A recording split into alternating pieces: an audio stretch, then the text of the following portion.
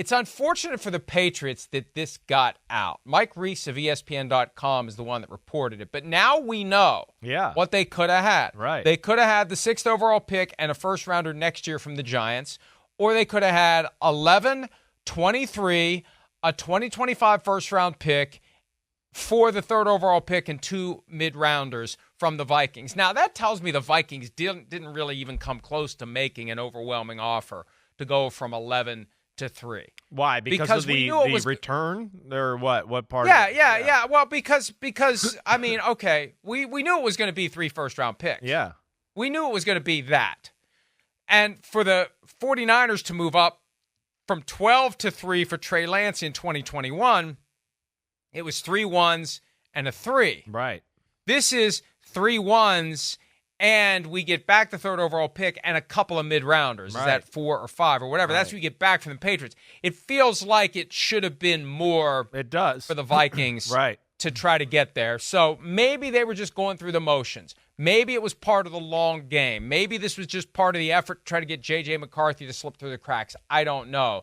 But that doesn't sound like a kind of overwhelming offer that you even think about refusing if you're the Patriots. But still, they could have had 11, 23, and a first-rounder next year for Drake Maye, who might sit all this year. Or when he plays, he might not be good. That's just, it's more pressure on the kid. I always counsel teams, not that they listen to me, but sometimes maybe they should. Think about the extra pressure you're putting on the guy. There's already a lot of pressure.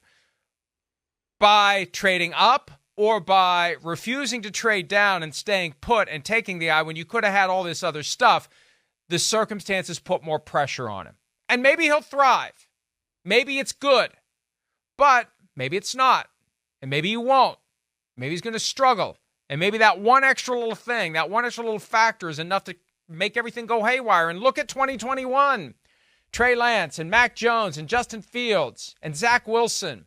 Circumstances contribute to a guy's career going haywire. And these guys aren't going to be superstars. We know some of them are going to stink. And I know that if you were going to pick one and say the most likely to bust, you would say Drake Maye because you had him at 6th. Right. Based upon your study of college film. Right. I know I'm not alone in that. I'm not, whether that's people in the business, people who I trust that are good quarterback evaluators that are out of the business that might have been in it. I'm not alone in that thought there.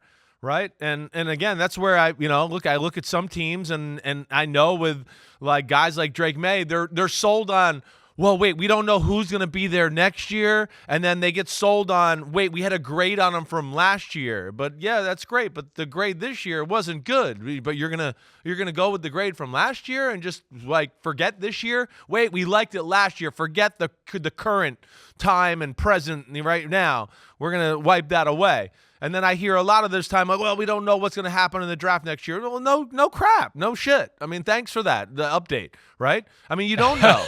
I mean, yeah, we don't know. And you stop trying to act like you know or you're going to read the board the right way, right? I mean, again, Jaden Daniels in early November or late October was a 4th-round pick on everybody's board. Michael Penix was somewhere in the late 2nd round. Bo Nix was a mid-round pick. Right? So not even these teams know who's going to end up showing up next year. Joe Burrow before his last year was the 4th-round pick, and all of a sudden is he the best quarterback in football, not named Mahomes. He's in that conversation. So that's where I don't understand always going all in on this. Wait, we had this grade on this guy at one time, and now we're not going to get off of it no matter what happened last year. But New England seems sold on that. And to me, with this getting out, I would think one of the teams that were trying to make this trade got it out because they were pissed that they didn't get the trade done. I would think that's why this is out there. But yeah, New England was sold on Drake Maye. That's what they wanted to do. And, yeah, I certainly don't get mad at them for turning that down because, like you said, that Vikings trade probably needs a little bit more on top of it to make it happen. This is next-level source speculation, which always makes folks in this business very calm and not upset at all. But Mike Reese covers the Patriots and only the Patriots, and he had both trade packages. The tea leaves or so the somebody in the popcorn Patriots trail maybe leads back to New England. Yeah, It leads right. back to New England. Somebody who's like, wait, can you believe we did this? And looks as what we could have got or something like that. Something. Yeah. So, but we knew we'll this see. was a thing, right? I came on the show Thursday morning, and I know you had heard similar things as well, right? We knew Minnesota and the Giants were all in on trying to go to number 3 and make that happen. Right. But yeah, I mean, the Trey Lance deal itself from the 49ers trading up to 3. How could the Patriots take that trade when that was already set, the framework of what it takes to get from there to there?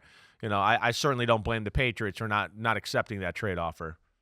And that's really the bottom line. They were putting out this idea that they needed to be blown away. It needed to be unprecedented. It needed to be overwhelming. When you look at both offers, you say, And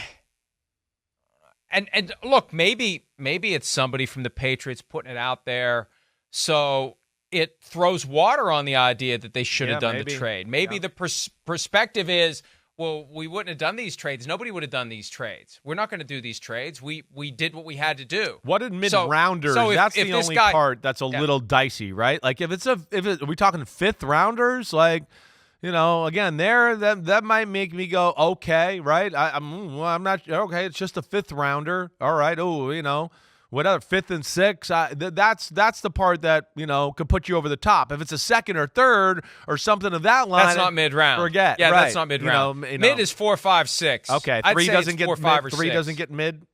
No, I don't think 3's mid. All right. I don't know. Okay. Would the kids call 3 mid? Is mid? Mid is a thing, right? I don't think that's mid. Is that where that came from? Did mid come from mid-round draft picks? I don't think so. I'm looking at the actual story. Yeah, it's just referred to as 2 mid-round picks. Yeah. That tells me, and again, source speculation always makes people in this business very happy.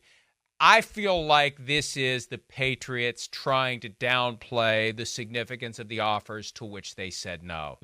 Kind of like, yeah, we should have said no, and we should have gone with this kid. So if this kid stinks, we don't want to hear, oh, you could have had these other packages and you could have had these other things, because no one in their right mind is going to say yes to this. Right. And it really does make me wonder, if this is true, it makes me wonder, did the Giants and the Vikings really want to trade up? Did they really want Drake Maye?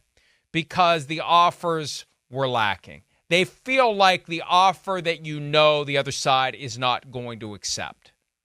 That it's a plausible, respectable. Right. It's not like a joke. Like, hey, we'll give you the 6th overall pick, and a bag of peanut shells for the 3rd overall pick. I mean, it's not an insult. It's real, but it's not so real that they're going to say yes. And maybe it was just, who knows how many layers deep they're playing these games. But it just doesn't seem like the Vikings or the Giants really wanted to make the move. It just doesn't seem like that. Or the offers would have been higher than what's been reported. Yeah, I would agree with that. And they're the kind of offers where it's like, hey, let's give this to them, like you're saying. It's respectable, and it's we're not killing ourselves. Let's see if they take it. Maybe they'll be a little desperate and take the deal. Right, I think that's you're kind of right there, and I think when you look at both situations, I think both teams were probably in a spot where they weren't so desperate that they felt like they had to go that extra mile of trade package to get it done. Right, at the end of the day, the Giants still can go, wait, we did go to the playoffs with Daniel Jones 2 years ago, and we weren't really even that good on offense, and we still went to the playoffs. Right, so there's that, and of course, I think with the Vikings, they had the cushion of, wait, we have Sam Darnold, we do believe in him, and we think at 11 here, or in that range, there'll still be a quarterback that we like on the board, so we're not going to give up the farm just to get Drake Maye, and that's, I think to your point and kind of what I'm saying is probably the feel of the situation. It's almost like they dared the Patriots to stand pat and take Drake Maye. Like, go ahead, you're still trying to fill the shoes of Tom Brady. Mac Jones was a disaster. And now you're going to use a top 3 pick on a guy who really isn't ready to go day one? Go ahead. We'll give you an out.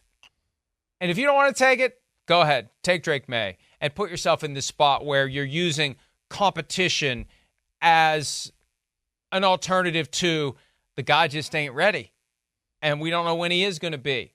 And please be patient with Jacoby Brissett and whoever else plays until Drake Maye is declared ready to go. And maybe he's going to work, and maybe he's not, but we'll find out. So a lot of pressure, high stakes here for the Patriots and Drake Maye to have that work out, because they could have gotten out of that. They could have improved their situation. They could have countered those final offers and maybe tried to get a little bit more, but they decided they wanted Drake Maye, and we'll see how it turns out. Hi, it's Mike Florio. Thanks for watching PFT on YouTube. Hit subscribe for the latest news and analysis from Pro Football Talk.